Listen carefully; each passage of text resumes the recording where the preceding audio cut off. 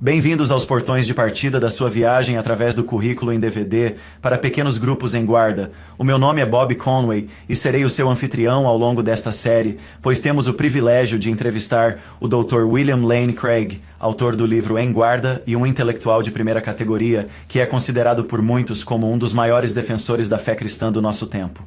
Durante este estudo de 8 semanas, aprenderá o que significa ser um defensor da fé cristã. Ou seja, aprenderá o que significa para si, pessoalmente, estar em guarda. Quando a nossa viagem terminar, terá uma confiança maior para envolver relacionalmente na cultura a sua volta com o Evangelho de Jesus Cristo. A verdade cristalizar-se-á à medida que as suas ideias, outrora abstratas, se tornarem pristinamente familiares. A sua confiança aumentará como cristão e a sua credibilidade será validada perante os não crentes quando for capaz de dar respostas críveis a perguntas curiosas. Deixe-me também dizer que eu o elogio por dedicar tempo a aprender este material.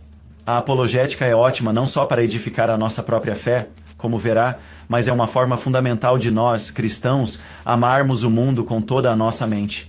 Quando dedicamos tempo a estudar e a aprender apologética, o que estamos dizendo é: eu amo o mundo em que vivo o suficiente para me preparar para responder às suas perguntas mais difíceis. Por isso, pegue uma xícara de café, sente-se e desfrute da viagem enquanto descobrimos o que significa viver em guarda. Ou seja, valor. Cada cristão precisa de estar equipado para defender a sua fé com razão e precisão. O cristianismo é uma fé razoável. Temos o privilégio de entrevistar o Dr. William Lane Craig, um dos maiores defensores da fé cristã. A formação em apologética cristã é vital para influenciar a cultura, fortalecer os crentes e ganhar os incrédulos para Cristo. Nós podemos dar uma defesa sem sermos defensivos. Podemos apresentar um argumento sem nos tornarmos argumentativos. Durante este estudo de 8 semanas, aprenderá o que significa para si ser um defensor da fé cristã. A lógica e a evidência devem ser os nossos guias.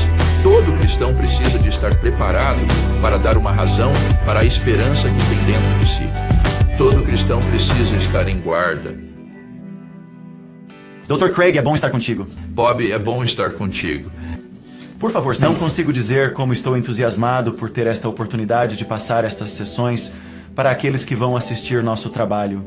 Bem, estou muito grato por ter me dado esta oportunidade e estou ansioso pelo nosso trabalho juntos.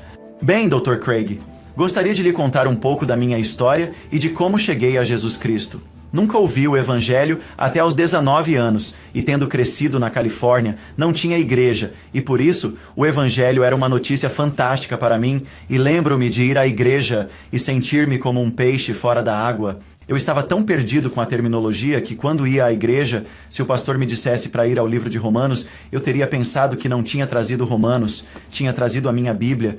E quando falavam dos antepassados, demorei vários meses para perceber que só estavam falando de 3: Abraão, Isaque e Jacó. Bem, tudo isto para dizer que é um grande choque cultural para alguém quando é salvo enquanto adulto, e lembro-me de conduzir pela rodovia. E outro termo que é frequentemente usado nos nossos círculos é a palavra apologética. E eu estava ouvindo na estação de rádio cristã K-Wave, enquanto me dirigia para o Ritz-Carlton, onde trabalhava como manobrista, e enquanto me dirigia para lá, na rádio, surgiu a palavra apologética. Pensei, o que é esta palavra apologética? Tenho de pedir desculpa por ser cristão? Então eu compareci à igreja e perguntei ao recepcionista: por favor, sei que você também é um cristão, me diga o que essa palavra significa.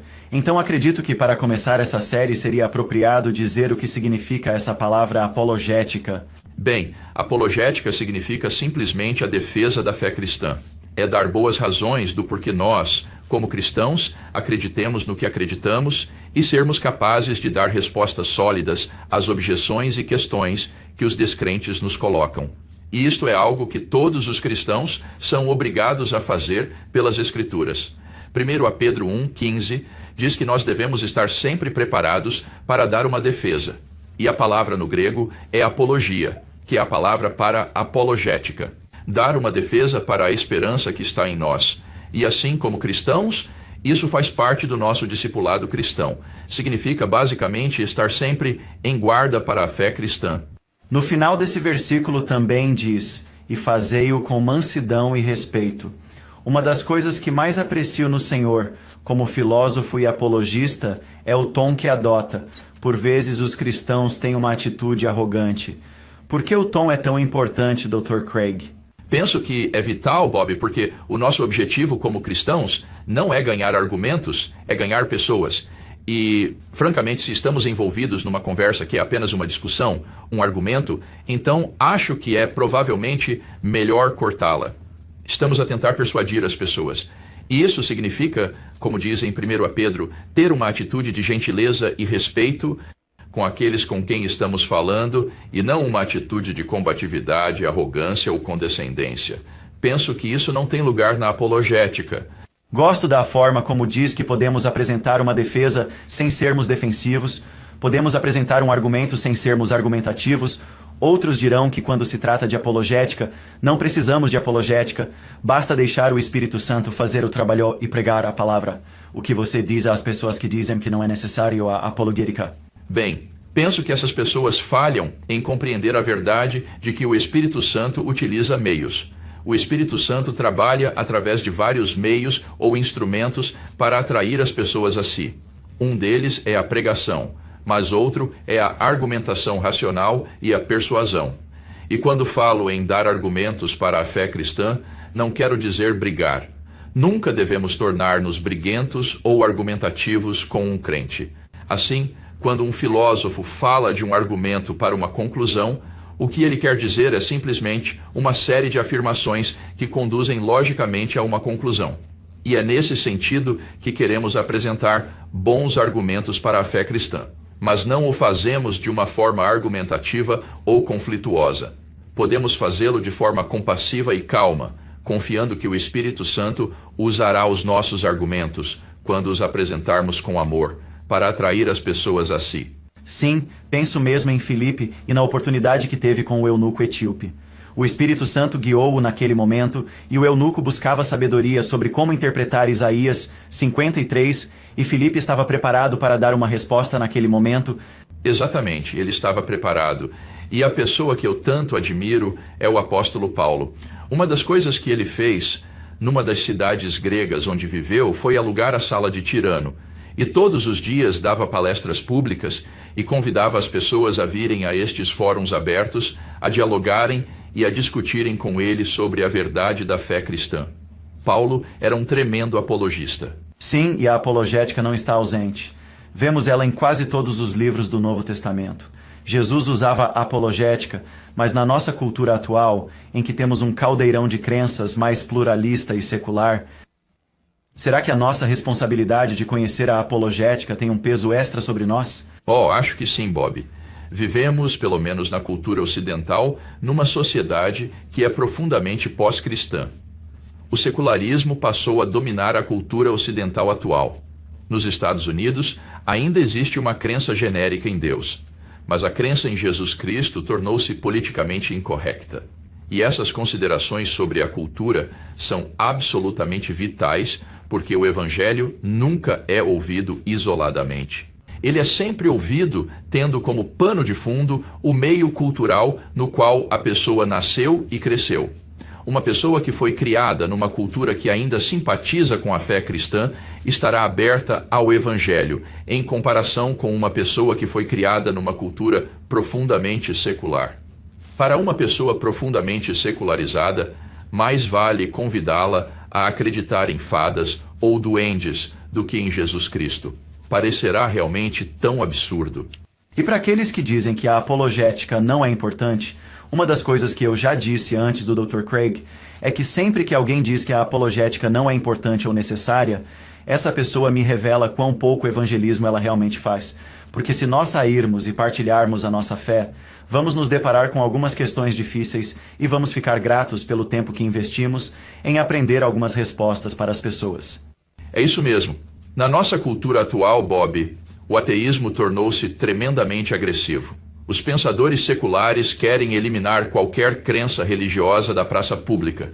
E os chamados novos ateus, como Richard Dawkins, Sam Harris, Christopher Hitchens, etc., não se contentam em eliminar a religião da praça pública. Querem eliminar a crença religiosa, mesmo da vida privada dos cidadãos, porque acreditam que é muito destrutiva e deletéria para a sociedade. Veem a religião sob várias formas como a raiz de todos os males e, por isso, precisa de ser exterminada. Portanto, estas pessoas são extremamente agressivas e temos de ter uma resposta. E fico contente por estarmos falando sobre isso, porque dá uma ideia para o nosso público ver que há um movimento real que precisa de respostas. Uma das coisas que o Senhor diz e que gosto muito é que quanto mais conhecermos a nossa fé, mais seguros estaremos em partilhá-la. Como isso funciona? Bem, descobri que ter boas razões para aquilo em que se acredita e respostas sólidas às perguntas dos descrentes dá a uma pessoa uma enorme confiança para partilhar o Evangelho. Muitas pessoas, penso eu, têm medo de falar de Jesus Cristo porque têm medo que alguém lhes faça uma pergunta e não saibam a resposta.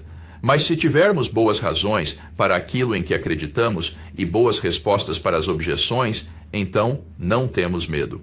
E por isso não consigo pensar num incentivo melhor para um evangelismo ousado e sem medo do que uma formação sólida em apologética.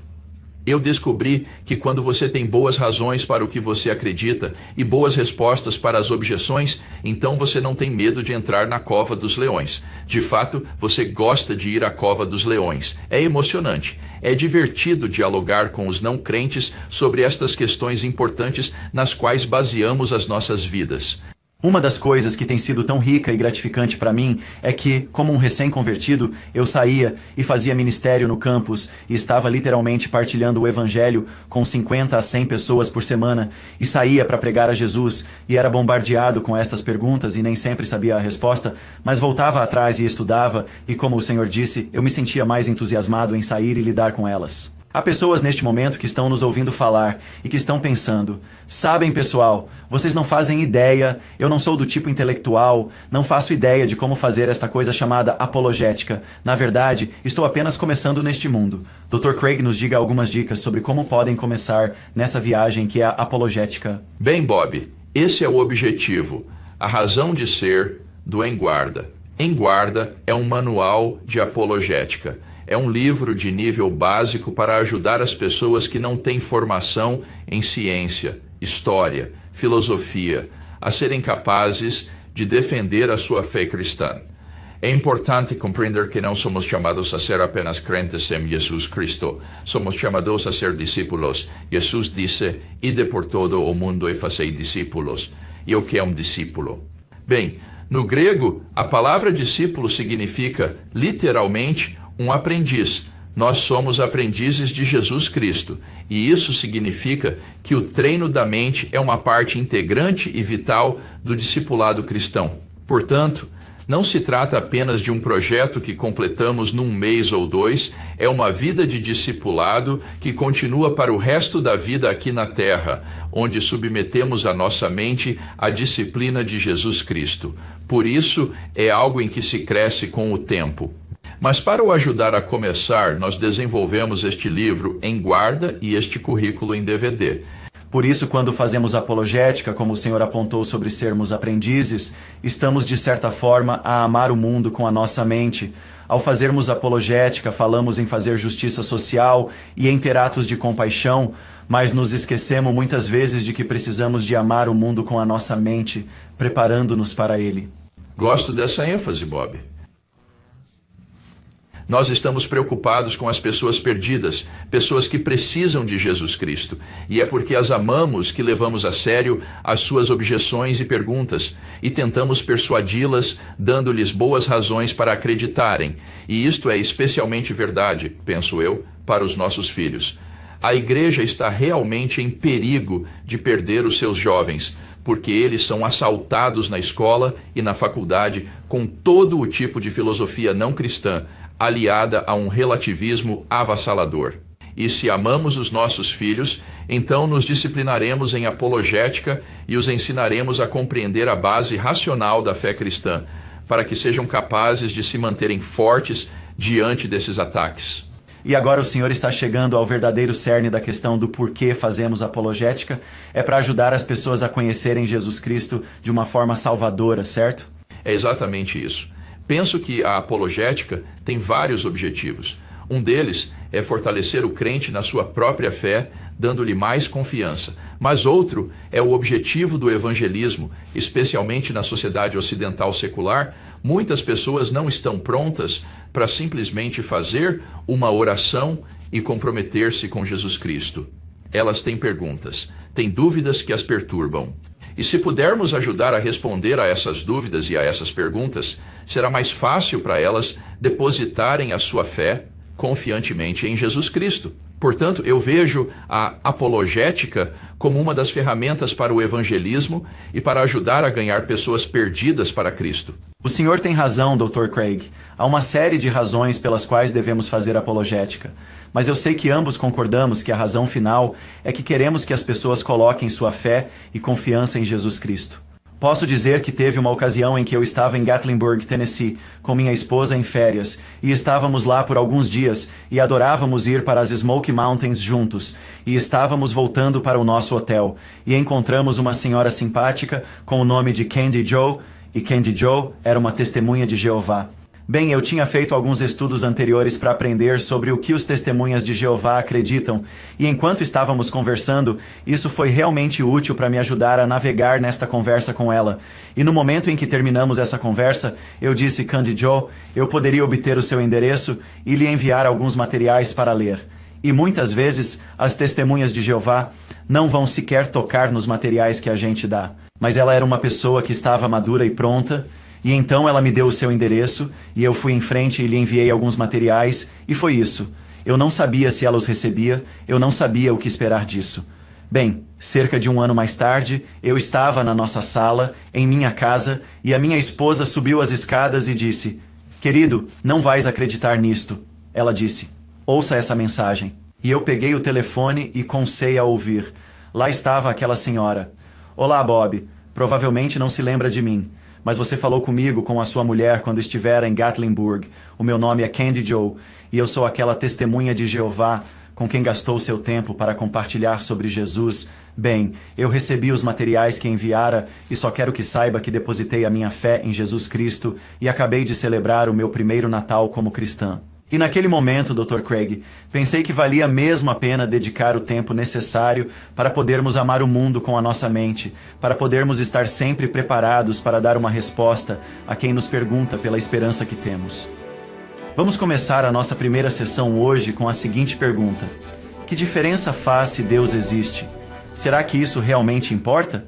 Se sim, por que isso tem alguma coisa a ver consigo a nível pessoal? Será que a sua vida pode ser, em última análise, satisfatória sem um Deus transcendente? Sem mais demoras, vamos explorar estas questões mais importantes do que a vida com o nosso guia metafísico e acadêmico, Dr. William Lane Craig.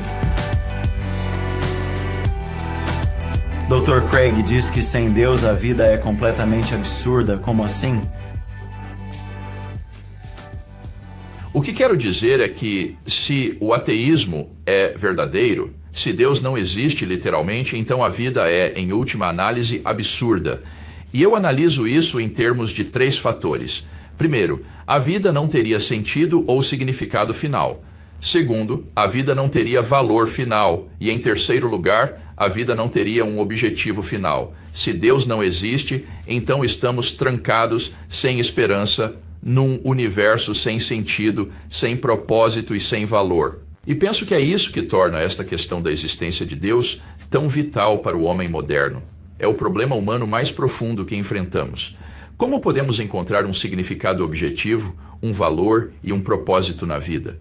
Então, o que é necessário para se ter uma vida com significado, valor e objetivo? Eu defendo que, para que haja um significado, valor e propósito objetivos e reais na vida, há 2 pré-requisitos que têm de existir. O primeiro é Deus. O segundo é a imortalidade. Deus fornece uma âncora para o significado final, para os valores finais e para o propósito final da vida. E depois, a imortalidade significa que a morte não é o fim da existência humana. A existência humana não se extingue quando morremos. Pelo contrário, teremos vida eterna, vida imortal. E estas duas condições, penso eu, são juntas suficientes para que a vida seja investida de significado, valor e propósito objetivos, como explico no livro. O senhor dá um bom exemplo, em seu livro, de uma pessoa que tem 2 frascos à sua frente e penso que ilustra bem o seu ponto de vista. Pode compartilhar essa história?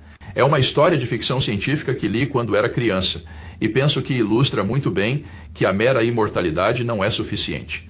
Não basta simplesmente viver para sempre se não tivermos também Deus. Trata-se de um astronauta que é abandonado num acidente de nave espacial, num pedaço de rocha estéril, perdido no espaço exterior, completamente sozinho. E ele tem consigo 2 frascos. Um é uma poção para a imortalidade que o fará viver para sempre. E o outro é um frasco de veneno para cometer suicídio. Bem, apercebendo-se da sua situação, de que nunca será encontrado, de que está perdido neste pedaço de rocha estéril, no espaço exterior, sem esperança de salvamento, sem companhia humana, decide suicidar-se, e então engole o veneno. Mas depois olha para os frascos e percebe que engoliu o frasco errado. Ele engoliu a poção da imortalidade, e assim ele é amaldiçoado a esta existência sem fim e sem sentido, neste pedaço de rocha, no espaço sideral. Ora, se Deus não existe, então mesmo que vivêssemos para sempre, as nossas vidas seriam muito parecidas com esta. O mero prolongamento da existência não é suficiente para lhe dar um objetivo, um valor e um significado. Para isso são necessários os 2 fatores, Deus e a imortalidade. Estava de férias com a minha mulher em Nova York e quando estávamos lá, era uma viagem de um dia. Basicamente queríamos ver o que se passava.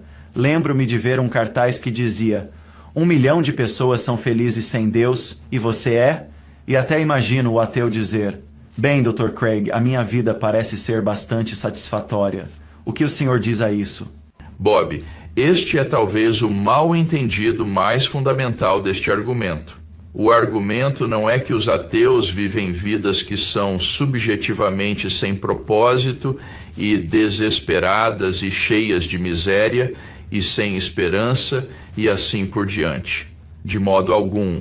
O argumento é que, sem Deus, não há qualquer significado objetivo, valor e propósito na vida. Ou seja, estes ateus felizes estão vivendo uma ilusão. Eles pensam que as suas vidas têm significado, valor e objetivo, mas a realidade é que não têm. Estão iludidos. Portanto, o argumento não é, absolutamente, que os ateus não possam viver vidas satisfatórias, felizes e valiosas. De modo algum. O argumento é que viver numa visão ateísta é viver uma ilusão, é viver uma mentira, que é uma visão do mundo que é incapaz de ser vivida de forma consistente. E isso leva-me à minha próxima pergunta. Se vive feliz, está apenas vivendo de forma inconsistente, não é verdade? Para aqueles que vivem na visão do mundo do ateísmo? É isso que eu penso. Se Deus não existe, então acho que está preso a uma visão do mundo que é incapaz de ser vivida de forma consistente e feliz. Se viver de forma consistente, como se não houvesse significado, valor e objetivo na vida, estará em desespero. Não será feliz. Por outro lado, se viver felizmente, é apenas por viver de forma inconsistente, afirmando que há valores, propósitos e significado na vida, essas ilusões subjetivas a que se agarra para ser feliz. Assim, o desafio é encontrar uma visão de mundo que nos permita viver, tanto de forma consistente como feliz dentro dessa visão do mundo. E o meu argumento é que o ateísmo é incapaz de sustentar tal situação. Então, como cristão, gostaria de lhe perguntar como é que o cristianismo bíblico oferece a solução para esta realidade horrível. O cristianismo bíblico oferece a solução para a situação humana porque fornece as 2 condições necessárias para um significado, valor e propósito objetivos, nomeadamente Deus e imortalidade. De acordo com a visão cristã, Deus existe de fato, e o fim da existência humana encontra-se na relação pessoal com Deus. É por isso que fomos criados, que existimos, e Deus é a base e o fundamento dos valores morais objetivos, do certo e do errado, e ele tem um propósito a cumprir nas nossas vidas. Além disso, na perspectiva cristã, a nossa vida não termina no túmulo. Através da fé em Jesus Cristo, podemos encontrar uma vida imortal e eterna na relação com Deus, a fonte de toda a bondade, valor e amor. E assim, o cristianismo bíblico fornece as duas condições necessárias para viver feliz e de forma consistente: Deus e imortalidade. Bem, eu quero enfatizar que isso não prova que o cristianismo bíblico é verdadeiro, mas entendo que isso mostra que vale muito a pena considerar o cristianismo bíblico, porque se ele não for verdadeiro, se o ateísmo for verdadeiro, então nós nos encontramos em uma situação totalmente insustentável. Assim, que diferença faz se Deus existe? Faz toda a diferença no mundo. Obrigado, Dr. Craig.